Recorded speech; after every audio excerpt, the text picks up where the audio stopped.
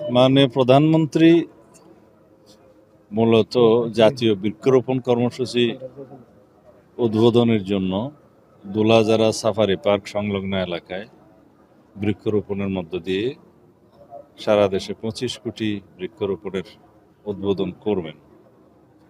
এই জায়গাকে তিনি উপযুক্ত মনে করেছেন বৃক্ষরোপণের জন্য। আলহামদুলিল্লাহ, সেই সুবাদে ওনার কক্সবাজার সফর, এই এলাকার এই জেলার মানুষের প্রাণের দাবি। তিনি প্রধানমন্ত্রী হওয়ার পরেই প্রথম আসছেন, নির্বাচনের আগে আসতে পারেননি। আমাদের সবার মধ্যে একটা আনন্দ উচ্ছ্বাস বইছে। আমাদের এই এলাকার জনগণ মাননীয় প্রধানমন্ত্রীকে দেখবেন, তার কথা শুনবেন। আমাদের কোনো দাবি নাই, তিনি আমাদের সমস্ত দাবি পূরণ করেছেন।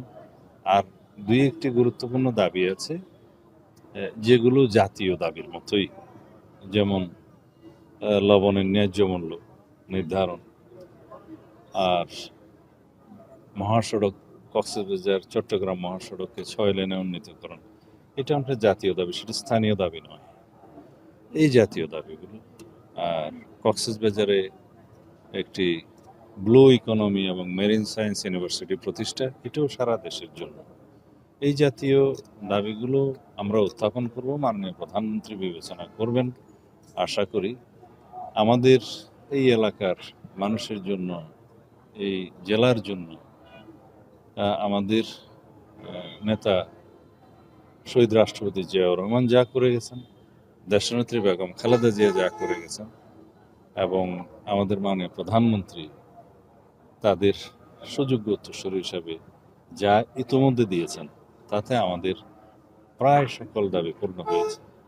আমি এই উপজেলার মানুষের চাহিদা মাফিক মাতামুহুরী নামে একটি নতুন উপজেলা সৃজন করার জন্য মাননীয় প্রধানমন্ত্রীকে অনুরোধ করেছিলাম। ইতোমধ্যে সেটা নিকার সভায় পাশ হয়েছে। স্বাভাবিকভাবেই সেই মাতামুহুরী উপজেলাতে একটা পুলিশের থানাও প্রতিষ্ঠা হবে একই আদেশ বলে। এবং পেকুয়া, যে উপজেলা আমাদের নেত্রী দেশনেত্রী বেগম খালেদা জিয়া 2002 সালের প্রথম দিকে ভিত্তিপ্রস্তর দিয়েছিলেন, সেই উপজেলার বয়স আজকে 25 বছর পার হয়ে গেছে। সেই উপজেলায় ওই উপজেলার মানুষের প্রাণের দাবি পেকুয়া পৌরসভা প্রতিষ্ঠা করা, সেটাও এখন অনুমোদন হয়ে গেছে, প্রতিষ্ঠা হয়ে গিয়েছে। তারও তিনি ভিত্তিপ্রস্তর স্থাপন করবেন। মাতামুহুরী উপজেলা এবং মাতামুহুরী থানার ভিত্তিপ্রস্তর স্থাপন করবেন।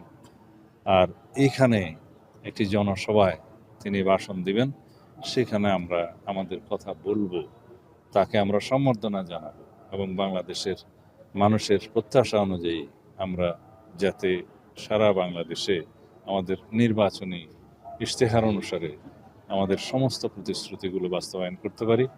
মাননীয় প্রধানমন্ত্রী সে ব্যাপারে সবার উদ্দেশ্যে কথা বলবেন, সহযোগিতা চাইবেন। আমাদের বক্তব্য হচ্ছে, দেশে আইনের শাসন প্রতিষ্ঠা হবে, দেশের উন্নয়ন হবে, জনপ্রত্যাশা অনুযায়ী, আমাদের নির্বাচনী অঙ্গীকার অনুযায়ী আমরা যে জন্য ম্যান্ডেট পেয়েছি জনগণের, সে সমস্ত প্রতিশ্রুতিগুলো বাস্তবায়ন হবে। এভাবে আমরা ধীরে ধীরে বাংলাদেশকে একটি উন্নত রাষ্ট্রে পরিণত করবো ইনশাআল্লাহ। এদেশের মানুষের প্রত্যেক মানুষের দুই হাতকে কর্মের হাত হিসেবে প্রতিষ্ঠিত রূপান্তর করা হবে। এটাই আমাদের ইচ্ছা, আমাদের জনগণের প্রত্যাশা এবং আমাদের অঙ্গীকার। পণ্য, নিত্য প্রয়োজনীয় পণ্য সামগ্রীর দাম কমবে, এটা কি বিএনপির জন্য করা হয়েছে? এটা সারা বাংলাদেশের তৃণমূল পর্যায়ের সমস্ত নিম্নবিত্ত মধ্যবিত্তের সাধারণ জনগণের চাহিদা যে প্রত্যেকটি নিত্য প্রয়োজনীয় পণ্য সামগ্রীর মূল্য কমবে। তো এই বাজেট কি গণমুখী না? দরিদ্রমুখী বাজেট না? জনপ্রত্যাশা অনুযায়ী বাজেট না? অবশ্যই।